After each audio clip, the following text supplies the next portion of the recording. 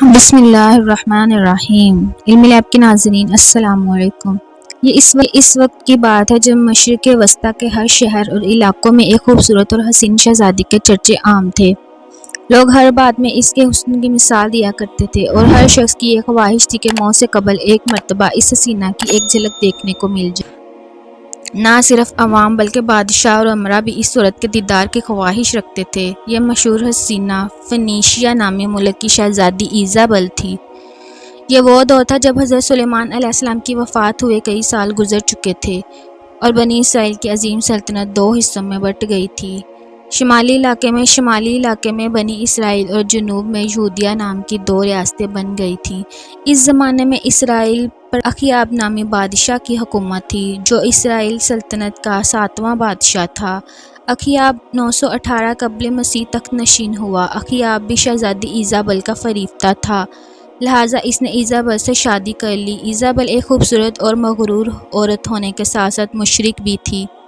وہ فنیتی بادشاہ کی بیٹی تھی اور فنیتیوں کے دیوتا بال کی پوجا کرتی تھی، جبکہ بنی اسرائیل اور بادشاہ اخیاب توحید پرست تھے اور حضرت موسیٰ علیہ السلام کی شریعت پر عمل پیرا تھے۔ لیکن اخیاب اپنی بیوی ایزابل کی باتوں میں آ گیا اور اس نے بال کی عبادت شروع کر دی۔ ایزابل ایک چالاک اور شاطر عورت تھی۔ اس نے اخیاب کو اس بات پر راضی کر لیا تھا کہ بال دیوتا کے لیے ایک مندر اور بت کی تعمیر کروائے تاکہ بنی اسرائیل میں بال پرستش کی اشاعت ہو اور لوگ اس مشرکانہ دین پر آ جائیں۔ لہٰذا بادشاہ نے اسرائیل کے دارالحکومت سامرا میں بال دیوتا کے نام کا ایک عظیم مندر تعمیر کروایا اور بال کا ایک عظیم بت بھی بنوایا۔ یہ بت سونے کا تھا اور اس کا قد 20 گز تھا۔ اس کے 4 منہ تھے اور 400 افراد اس کی خدمت پر مامور کیے گئے تھے۔ اس مندر کے گرد میلے لگنے لگے۔ بنی اسرائیل اس بت کے پاس آ کر منتیں مانگتے اور سونے چاندی کے نذرانے چڑھاتے اور اس کی پرستش کرتے تھے۔ لیکن اب بھی بنی اسرائیل میں کچھ لوگ ایسے تھے جو موسیٰ علیہ السلام کے دین پر قائم تھے اور اس باطل دیوتا کی پرستش کو ناپسند کرتے تھے۔ وہ اللہ سے دعا کیا کرتے کہ بنی اسرائیل راہ ہدایت پر آ جائیں۔ لہٰذا اللہ رب العزت نے اس قوم کی ہدایت اور رہنمائی کے لیے حضرت الیاس علیہ السلام کو وہاں مبعوث کیا۔ آپ حضرت ہارون علیہ السلام کی اولاد میں سے تھے۔ حضرت الیاس علیہ السلام اس شہر کے لوگوں کو ایک خدا کی عبادت کی طرف بلانے لگے۔ آپ بنی اسرائیل سے کہا کرتے کہ تم لوگ واحد اور یکتا اللہ کو چھوڑ کر بال کو پکارتے ہو، حالانکہ یہ نہ تمہاری حاجت روائی کر سکتا ہے اور نہ ہی تمہیں کوئی فائدہ دے سکتا ہے۔ اس اللہ کی طرف لوٹ آؤ جو نہ صرف تمہارے اور تمہارے باپ داداؤں کا رب ہے بلکہ آسمان اور زمین اور اس کے درمیان جو کچھ بھی ہے اس کا خالق و مالک ہے۔ حضرت الیاس علیہ السلام کے اس پیغام کو بنی اسرائیل نے جھٹلا دیا اور صریح انکار کر دیا۔ جب آپ نے بادشاہ اور ملکہ ایزابل کو دعوت دی تو انہوں نے بھی آپ کی بات نہیں مانی۔ ملکہ ایزابل نہایت شفاق عورت تھی۔ اس نے محسوس کیا کہ حضرت الیاس علیہ السلام اس کی اور اس کی حکومت کے لیے خطرہ ثابت ہو سکتے ہیں، لہٰذا بادشاہ کے ساتھ اس نے منصوبہ بنایا کہ حضرت الیاس علیہ السلام کو شہید کر دیا جائے۔ اللہ کے حکم سے حضرت الیاس علیہ السلام نے اس شہر کو چھوڑ دیا اور کسی پہاڑ کے غار میں چلے گئے اور وہیں رہنے لگے۔ آپ کے جانے کے بعد اسرائیل میں قحط سالی پڑ گئی اور 3 سال تک مسلسل بارش نہ ہوئی۔ فصل تباہ ہو گئی اور لوگ ایک ایک پانی کی بوند کو ترسنے لگے۔ ملک میں لوٹ مار اور چوری ڈکیتی بڑھ گئی، یہاں تک کہ بنی اسرائیل نے اخیاب کے محل کو بھی گھیر لیا اور اس کے ایک حصے میں آگ لگا دی۔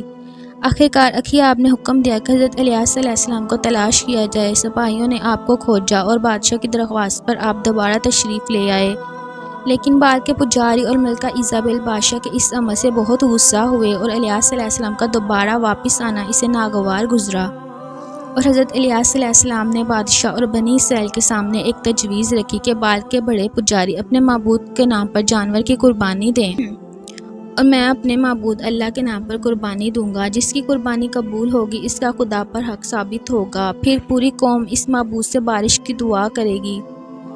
ناظرین، اس دور میں قربانی کا یہ دستور تھا کہ قربانی کے بعد جانوروں کو کھلے میدان یا پہاڑ کی چوٹی پر رکھ دیا جاتا تھا اور آسمان سے ایک آگ آ کر اسے جلا دیتی جو اس بات کا ثبوت ہوتا کہ یہ قربانی قبول ہو گئی ہے۔ صبح کوہ کرمل کی اونچی چوٹی پر ایک طرف حضرت الیاس علیہ السلام کھڑے تھے، دوسری طرف بال کے پجاری موجود تھے۔ دونوں فریق نے قربانی کی اور جانوروں کو اونچی جگہ پر رکھ دیا۔ پجاریوں کی قربانی ویسی ہی رکھی رہ گئی، جبکہ آسمان سے غیبی آگ نمودار ہوئی اور آگ نے حضرت الیاس علیہ السلام کی قربانی کو جلا دیا۔ یہ دیکھ کر بنی اسرائیل میں شور مچ گیا کہ بادشاہ پر لرزہ طاری ہو گیا اور حق واضح ہو گیا۔ الیاس علیہ السلام کا خدا ان کے ساتھ ہے اور وہی خالق حقیقی ہے۔ لہٰذا کہ آپ نے حضرت الیاس علیہ السلام سے معافی مانگ لی اور پجاریوں کو قتل کرنے کا حکم دے دیا۔ حضرت الیاس علیہ السلام نے اللہ تعالیٰ سے بارش کی دعا کی۔ دیکھتے ہی دیکھتے آسمان پر گھٹائیں چھانے لگی اور موسلادھار بارش ہو گئی۔ بنی اسرائیل دوبارہ ایمان لے آئے اور شرک سے توبہ کر لی۔ دوسری طرف ملکہ ایزابل بت پرستی پر قائم رہی اور دل میں یہی تہیہ کر لیا کہ ان پجاریوں کا بدلہ حضرت الیاس علیہ السلام کو قتل کر کے لے گی۔ اپنی صفاقی اور چالاکی سے اس نے اخیاب کو پھر بہکانا شروع کیا۔ بادشاہ اس کی باتوں میں آ گیا اور بال کی پوجا شروع کر دی۔ بنی اسرائیل جب بارش سے سیراب ہو گئے، ان میں بھی خوشحالی لوٹ آئی، تو وہ بھی حضرت الیاس علیہ السلام کے دین سے پھر گئے اور دوبارہ فسق و فجور اور شرک میں مبتلا ہو گئے۔ ملکہ ایزابل حضرت الیاس علیہ السلام کی جان کی دشمن بن گئی۔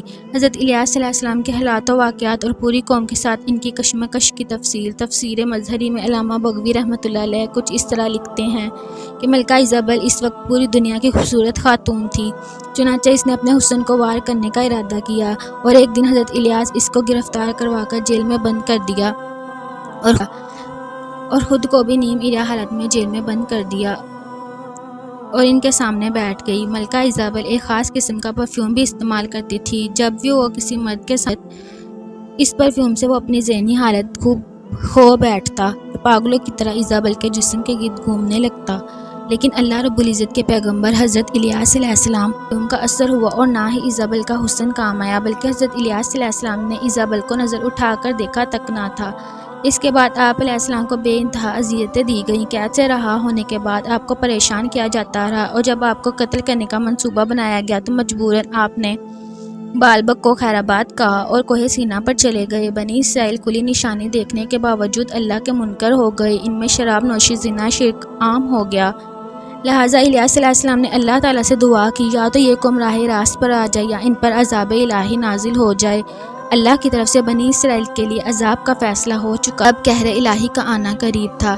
اسرائیل اور یہودیہ کی سرحدوں پر وحشی قبائل آباد تھے جو لوٹ مار کیا کرتے تھے، لیکن اب ان کی آبادی بھی بڑھ چکی تھی اور وہ کافی طاقتور ہو گئے تھے۔